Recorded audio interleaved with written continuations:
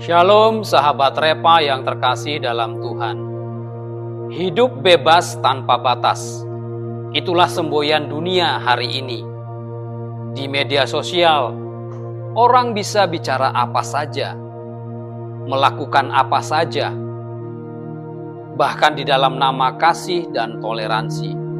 Tapi, tahukah sahabat, semangat kebebasan itu perlahan juga merasuki gereja. Sekarang banyak orang Kristen berkata, "Saya hidup dalam kasih karunia, bukan hukum." Seolah-olah kasih karunia itu izin bebas untuk tidak taat. Tapi mari kita jujur sahabat, kalau kasih karunia membuat kita tidak perlu lagi tunduk pada kebenaran, maka dunia ini bukan lagi tempat yang kudus, melainkan kacau. Pertanyaannya, apakah Tuhan Yesus datang untuk menghapus hukum dosa, atau untuk menghidupkannya dalam hati kita? Di dalam kitab Ulangan pasal 31, ayat 14-30, Tuhan berbicara kepada Musa, pemimpin tua yang akan segera meninggalkan umat. Tuhan berkata, "Bangsa ini akan berbalik dariku, dan aku akan menyembunyikan wajahku dari mereka."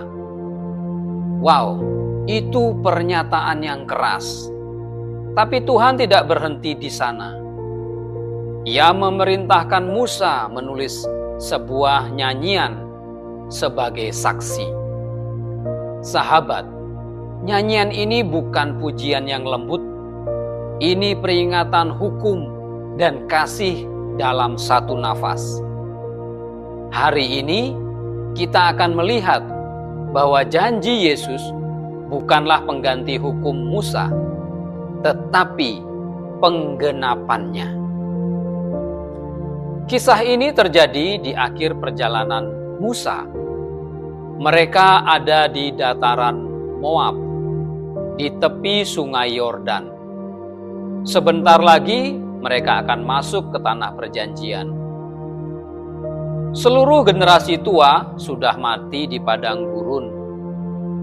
Musa sudah memimpin selama 40 tahun. Dan disinilah Tuhan berkata, "Waktumu sudah tiba, Musa." Namun sebelum Musa pergi, Tuhan menyingkapkan masa depan yang pahit, bahwa bangsa ini atau bangsa Israel akan berkhianat. Secara sosial, Israel adalah bangsa yang baru lahir. Mereka baru belajar menjadi umat Allah, tapi belum punya akar iman yang kuat. Mereka hidup di tengah bangsa-bangsa kafir yang punya dewa sendiri, budaya sendiri, dan ritual yang menarik mata manusia.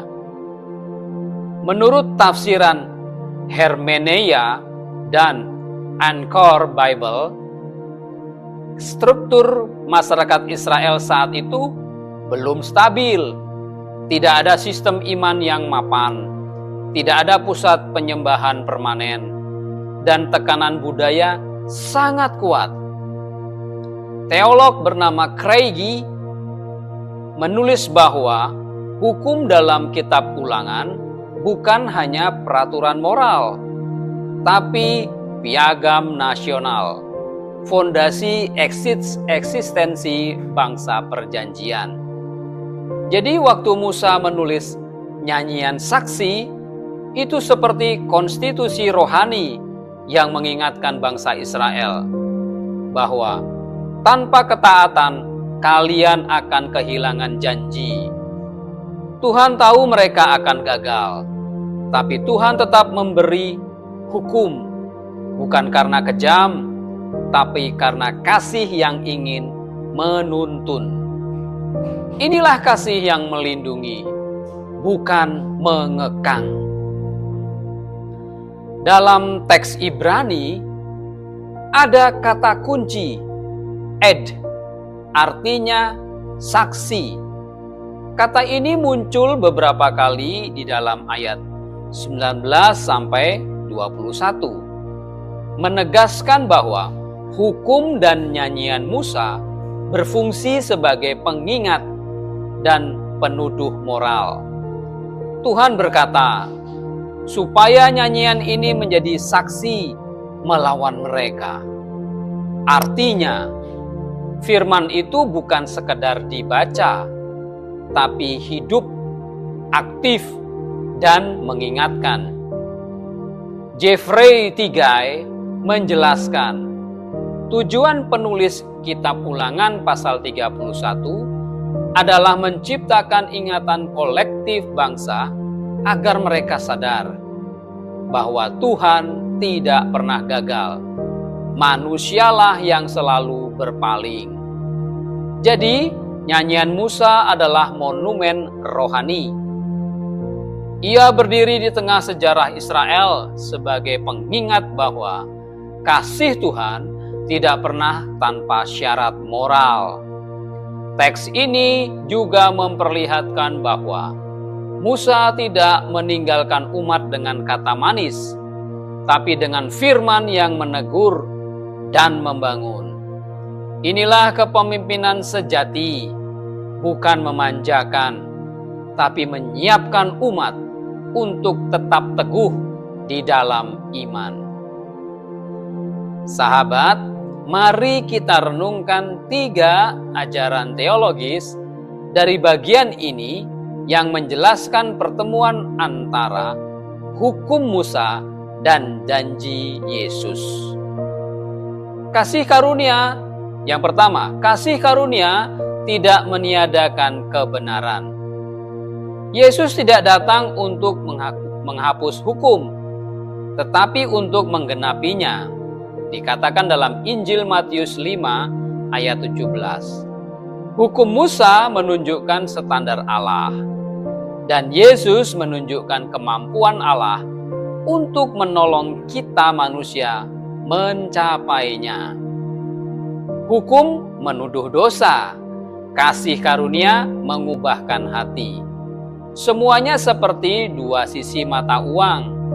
Tanpa hukum, kasih karunia kehilangan arah. Tanpa kasih karunia, hukum kehilangan roh. Yang kedua, hukum adalah cermin, bukan penjara.